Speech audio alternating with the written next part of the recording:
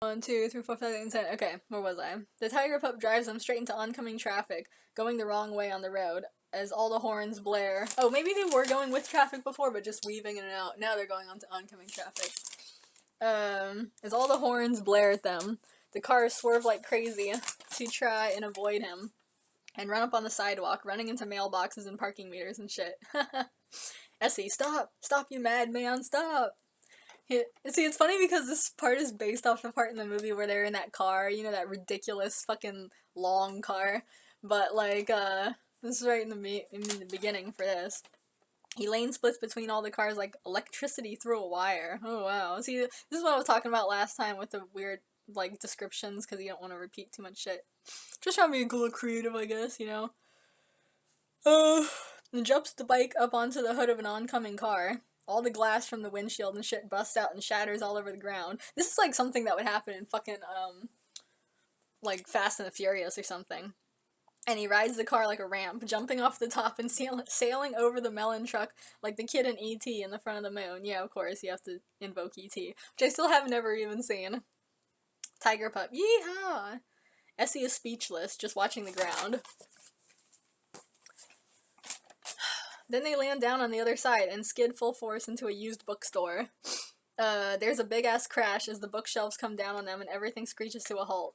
Essie and the tiger pup crawl out from under the shelves, dazed out of their minds, with everyone glaring at them and the pages of paper raining down on them like snow. Yeah, because, you know, in the movie, there's that part where, another fucking out-of-time part, but when, all those fucking, like, gun-toting people come into Dorian's, study, which I think is really fun. I like the way that Dorian's room looks, because I guess it's like his library or whatever you could say, because it has a bunch of books, but I like the fact that it's like he literally just it's just like, you know, the bottom part is like a sitting room, there's like a fireplace and chairs and stuff for, you know, probably some like shot glasses to drink, not shot glasses, but like, you know, brandy glasses, just some stuff to have people over, you know. But the walls of the shelf are just these really, really tall bookshelves with, like, extensions built on them, just going all the way up. You know, cause, that makes total sense, because, of course, back now, I'm, like, shredding a bunch of my old notebooks, because I'm trying to get down to just, like, you know, the best of the best that I want to keep, or whatever. But, at the time, I would never dream of getting rid of my notebooks. I'm like, yeah, if I was immortal, and I had money and shit, that's what I would have, too. I would just have notebooks just going up to the ceiling, man, like, keep everything, you know, why the fuck not? It's knowledge, man. Anyways, when, they get attacked by all those, like, gun-toting people, and they, like, shoot up everything, and all the paper is just, the paper's flying everywhere, like, getting cut up by the bullets, and it's, like, literally, like, raining paper. That's what I was going for right here. Where was I? Tiger pup. That was the coolest thing ever! Orgasmic squeal. Ah! Essie just looks at him like, are you fucking kidding me? Then he passes out cold on the floor in a pile of paper. Cut to some time later. Essie wakes up in a motel room on a messy bed, dressed in a motel bathrobe. Because, you know, like fucking Sean Connery and his bathrobes. He gets up all slow and bleary and looks around. The tiger pup fursuit and his own regular clothes are in a pile in the corner. Essie, the hell? He drags himself reluctantly out of bed and staggers over to the bathroom. He hears some retching from inside and shoves the door open to find the young male fursuiter puking in the toilet and his nose bleeding, and him just looking like total shit. He's dressed in regular everyday clothes now. Think blue jeans and a t-shirt with some kind of redneck logo on the front. Like maybe a NASCAR shirt or something. Of course, NASCAR. Duh, NASCAR, as the Germans would say. Essie sighs and rolls his eyes. Scoot over, boy, I gotta piss. He goes over and stands next to the young guy and pisses in the shower. Oh, I thought he was gonna, like, pee in the toilet, even though, like, Tom's face is, like, right there. He's like, yeah, you can throw up in the toilet, I'm just gonna pee here, too. Like, you know, like, and it's pretty close quarters, but, you know, maybe that's prison rules or whatever. But no, he's peeing in the shower, so fine. A little bit of space. With his back to the audience, don't worry. Okay, so you're not seeing, like, an old man's dick. That's fine. Young guy. Ugh. Oh god, I'm dying. Essie, pff, you're not dying. If you were going to die, I think it would have happened when we were out there doing all those stunts. He finishes pissing and then kneels next to the young guy. Essie, what's your name anyway? I'm sure the audience is dying to know. Young guy. My name's Beagle. Essie, Bagel? What kind of name is that? Young guy. No, Beagle. Like the dog? Essie, well, alright, Bagel. I'm Essie.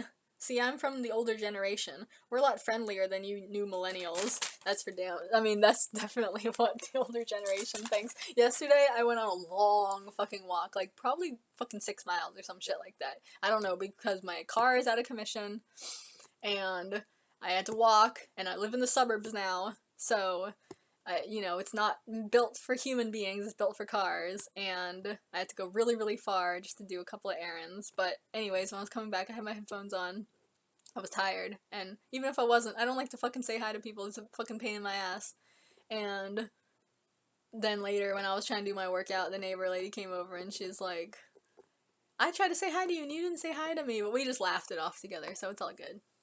Anyways, where was I? Okay, Bagel pukes again, and Essie gets a look on his face like he feels kind of bad for him. He stands up and puts his hands under Bagel's arms to help him up too. Essie, come on, boy. If you want to still look hot and sexy like me when you're my age, then you gotta treat your body better than this. Bagel, I don't do it all the time. Just on weekends. And sometimes Wednesdays and Thursdays. Essie, blandly, I'm sure. Here, clean up a little. He picks up a washcloth off the sink and gets it wet and cleans off Bagel's mouth for him like he's a fucking retard or something. Everything seems all nice for a second. Then Bagel turns fast and pukes in the sink. Essie, slightly impatient. Okay, I thought you were done. I feel like that, like, perfectly sums up, like, the way, like, it doesn't matter who it is, like, anybody who's supposed to help you, whether it's a cashier, a doctor, a nurse, or a banker, anything like that, like, they're willing to help you, like, a small, tiny bit. They're willing to do their job a little tiny bit, but as soon as you, like, even if you can't help it, the second that you ask for, like, a tiny little bit more help, they're just like, okay, you're really asking for too much now. It's like, well, geez, sorry, apologize for me not being the most easiest fucking thing ever to take care of. Why do you even take this job if you, if you can't accept even the slightest fucking, you know, issues? Anyways, where was I? Cut to a little while later. Essie is sitting on the bed, still in the bathrobe, watching some NCIS type of show. Bagel is laying curled up beside him, cleaned up and asleep, with his head on Essie's leg. All of a sudden, there's a knock at the door. Essie glances up and gets up slowly, turns off the TV, and shifts Bagel off him. He wanders off the bed and goes over to the door, opening it cautiously. There's nobody there, but he finds a brick with a note rubber banded to it. He picks up the note. We get a voiceover of Mark's voice reading the note. Narration voiceover. Hello, SC. I bet you thought I was dead, huh? Well, surprise, surprise. Just consider me a ghost. Speaking of ghosts, that aren't really ghosts, look out for 3 spirits from your past. They'll be coming soon. The first will come when the clock strikes 1. Until we meet again. M. Essie just stares at the note for a long time. That's weird. He crumples up the note and tosses it on the floor, then wanders back to the bed. Bagel, now awake. Who was that? Essie shrugs. No one. Bagel, shifts, nuzzles into the blankets. Come back to bed. Essie's just about to get back up on the mattress when he hears the sound of the radio loud through the wall from the next room. Oh my god, radio DJ, is this JJ again? I'm gonna pretend like it's JJ. Oh no, it's not JJ, because he says he's not. Okay. Radio DJ. Hello, everybody. This is your host, Talkie Tony. It is 1 p.m. in the afternoon, and we're coming at you with a bunch of yak, yakety, yak. Essie, rolls his eyes. Wow, that happened quick, didn't it? Bagel, what happened? Essie, nothing yet, but I bet you in about 3 seconds, there's gonna be a knock on that door. A knock comes on the door. Essie sighs like, I told you so. I've seen too many movies. Bagel scrambles up on his feet and jumps off the bed clumsily to go run to the door. Bagel yelling through the door. Hey, get out of here, you crooks! We don't want nothing you got, so just get out of here. You heard me. Who has a dog out there? Essie, boy, shut up. Move over and let me answer it. Bagel ignoring him. Yeah, you hear? There's 2 of us. We can take you on. Essie, move. He tries to shove Bagel aside, but he stands his ground and braces himself to the spot. Essie getting pissed off. Boy, if you don't get out of my way and be quiet, I'm gonna... Ugh. He reaches down and yanks off his slipper and whacks Bagel on the back of the shoulders with it. Oh, not on the head, okay. Right away, he gets quiet and backs down, like, don't hurt me. Essie, for Christ's sake, don't give me that look. Essie reaches over. It's so funny how, like, I feel like dogs, and cats also to an extent, but more dogs, like, have just evolved to really maximize, like, human sympathy, you know? It's like, when they give you those looks, I feel like it's just, like, it's like the perfect, precise amount of, like, pathetic cuteness that just makes humans completely obsessed with them, you know? And sometimes my cats give me those looks too, but they're a little different.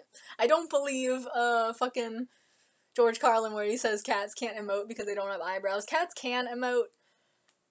Whether or not they have eyebrows, I don't know. I guess their eyebrows are different than a dog's, but cats can still emote. Especially my big cat, she has the biggest Betty Boop eyes, and she just looks at me like, I can't even do her justice, like, the looks that she gives me, like, they're just amazing. They can all be models, because they just hit that thing. Anyways, where was I? Essie reaches over and opens the door. Leaning in the doorway is a she-dude. A she-dude. I think that's supposed to mean tomboy, like what I am. You know, you can't tell with all this makeup on, but, you know, this is my alter ego. A she-dude with long black hair, with red streaks in the front. A Batman... Oh, long black hair with red streaks in the front. No, this is somebody else. A Batman logo t-shirt with the sleeves cut off and side boob showing, and a general semi-goth, semi-grunge appearance. She-dude. What's up, ready to go? Essie, confused. What? Go? Go where? She-dude. You know, on our adventure. Essie. Oh no, no, no. He turns and starts pacing the room. I'm not going on any more adventures. She-dude. Oh, come on, old man. What, I get you a motel room and everything and you still don't want to put out? I need roadies. And you guys said you were into it yesterday. Essie stops pacing and looks at her. Roadies? And, wait, what do you mean you put us in this room? She-dude. Well, how do you think you got here? Essie. I was sort of assuming and hoping that I just blacked out and I got the room. She-dude shakes her head. Nope. No such luck, man. My name's Gina, and I'll tell you what really happened. Or better yet, I'll show you. The screen goes all wavy to a flashback. Cut back to the previous evening in the bookstore, with Essie passed out in the pile of paper, and Bagel, in the midst of his cocaine high, tossing the papers in the air like a little kid all gleefully. Suddenly, out of nowhere, Gina comes through the door with her posse, which consists of 3 women wearing scary rabbit masks, and 2 big burly biker-looking dudes. I have a picture of this, but I don't feel like going to get it. But yeah, it's like the women in the rabbit mask. One of them just has like literally like kind of like a burlap sack over her head, but it's like a rabbit. It's made to look like a rabbit, you know? And then one of them has kind of like a Venetian mask, you know, like one of those like eyes wide shut type of things, but it has rabbit ears on it, you know, and stuff. And the third one, I think she has just like a plastic like full face mask, like a cheap Halloween store one, but like a scary rabbit, you know. I think that's what they look like, because I have a picture of them. Gina, that's them. Grab them, boys. Oh wait, did I say 2 big burly biker looking dudes? Yeah, she has bikers working for her too. One of the biker guys picks up Essie and just slings him over his shoulder. The other one, I imagine him to kind of look like Nathan Explosion or something. Just slings him over his shoulder. The other one puts his hands on either side of Bagel's face as he's chewing on a piece of paper and snaps his neck, making him pass out like from one of Spock's pinches. Then he just picks him up and slings him over his shoulder too. They all turn to leave with their new captives without even a word. Bookstore owner. Excuse me, is anyone gonna pay for this? Gina glances back over her shoulder. What? It was like that when I got here. She and her posse leave. Exit the flashback. Essie, with his arms crossed. Did you really find it necessary to undress me? Gina, waves it off. Water under the bridge, old man. Essie, facepalm sigh. Gina, come on, let's go. The story's getting a little slow. For like a second. She reaches over and grabs his hand to try and pull him. See, that's a funny thing when you're writing. It's like, if you come to a standstill, like, and you're writing, you can be sitting there with the book on your lap for like an hour or something, and then you write something that's like, man, this is getting really slow, this is really backed up. But then when you read it over again, obviously, like, you don't feel that gap anymore, because that was only in the moment when you were writing it. Like, when you go back later, it's all one continuous thing, so it's like, stuff going on, and then it's like, wow, it's getting really slow. It's like, what? I must have been sitting in the park when I wrote that part, but it's like, of course now it doesn't translate. It's kind of like, almost like lost events or something. Anyway, where was I? She reaches over and grabs his hand to try and pull him out the door, but he yanks back out of her grip. He doesn't even have fucking clothes on, he just has a robe. But she constantly flirts with him, so that's another interesting thing. Essie, no, I'm not going anywhere with you. I'm going home. That's the only place I'm going. Bagel quickly runs over to defend Essie and stands in between them. Bagel, you leave him alone, you big meanie. Go away. Gina sighs irritatedly. So you want to go home, huh? Well, how do you think you're gonna get there, huh? Hop on a Greyhound? You're through the looking glass now, bub. Oh, another literary reference. And if you want to get out, you better start making friends, because you ain't getting out of here on your own. Essie rolls his eyes. You people and your Lewis Carroll references. There are other authors, you know. Gina, yeah, but none that say it so perfectly. Anyway, you guys ready to go? Go down that yellow brick road? Essie, ... grumbles. Just let me put on my pants. Cut to a little while later. Gina is driving a beat-up black 1989 Corolla down the streets of a modest suburban neighborhood, with a big-ass World War II airplane decal of a pinup model on the side of her ride. Essie is shotgun and Bagel's riding in the back, leaning out the window. Even though they're driving slow as fuck, and it's not exactly wind blowing through his hair or anything like that. Wait. Oh, because Bagel's out the window. Okay, I see. Even though, blah, blah, blah. And there's signs on the block saying stuff like, drive like your children live here. I see this all the time when I'm doing Instacart. Gina pulls up in front of a small house. Gina, here's the place. I haven't met this guy in person yet, but they say he's a great logistics man.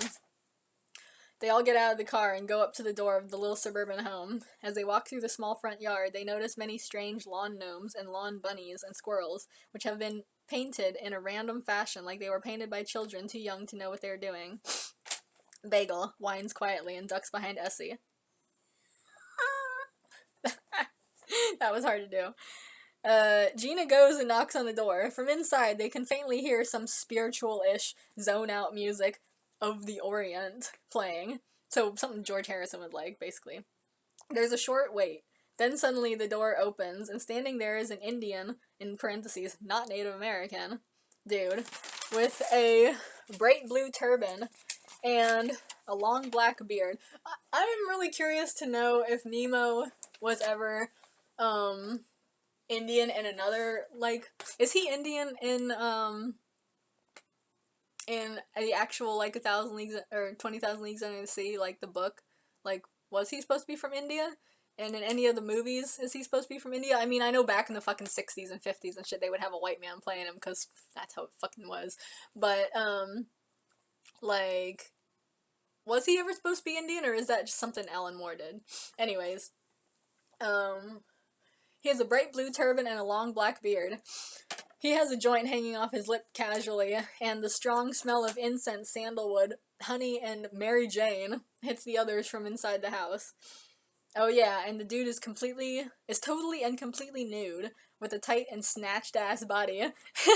Yeah, I always imagine him, like, because, you know, he's, as my sister's scummy ex-boyfriend said at the time, he's like a fucking Jedi. Like, he does shit with that sword, he does those crazy leaps and flips and all that crap that they put in the trailer.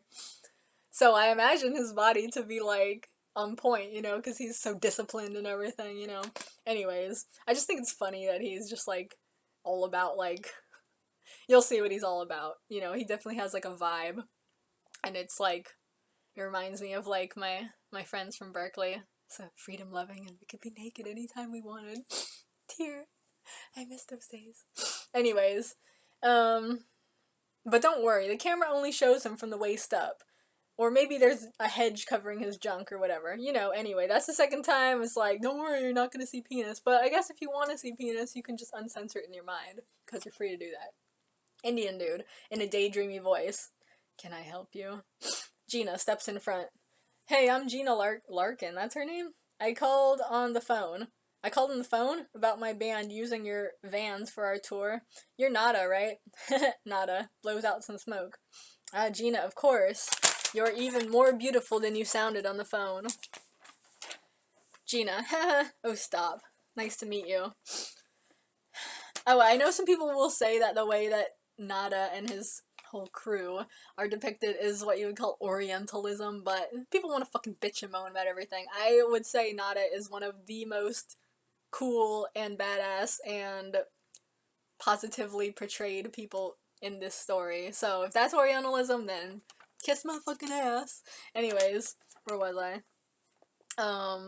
She reaches over to shake his hand, and he takes her hand, kissing the back of it, but he takes the joint out of his mouth first, haha. Then two dark and swarthy boys in minimal clothes come up from either side of the doorway and randomly start cuddling, all on Nada, while staring invitingly at the three strangers. Boy number 1, who are our guests? Boy number 2, yes, they look so lovely. The boys laugh quietly. Yeah, he's just like running a fucking pleasure palace here. God, I wish I could go to a place like this. Essie quirks an eyebrow. Nada, these are our guests of honor. Why don't you put some tea on? He kisses one of the boys and strokes his cheek, and he goes off out of view. The other guy just stays. See, it's so interesting because he also, like, how in the last story, oh my god, it's past 20 minutes. Anyway, just let me finish this idea. You know in the last story, the zombie story, how the governor had, like, those, like, decorative college kids and stuff? Because it's, like, it's kind of the same thing here, but I feel like it's a different vibe, because with the governor, it was more about power and showing off how much money you have and how I'm the top dog, so I can have these human statues, like living statues that are just here for their beauty or whatever. I feel like that's a whole different vibe than this dude who has a harem, and they're just very, like, sexually liberated and out all the time. It's kind of the same ends. Like, you have, like, all these, like, beautiful sexualized people, like, just around everywhere to, like, you know, share pleasure with you, but I feel like it's a whole different vibe. You see what I'm saying? Like, I don't know, because I feel like, well, you'll see when it goes on, but I don't feel like Nada is doing it out of power. Like, he's more like, this is our liberated commune, you know, and, you know, we always follow our basest desires here and shit like that. Whereas the governor, I feel like it was more about, like, I'm the fucking top dog, you know? So, I don't know. Anyways, see you later.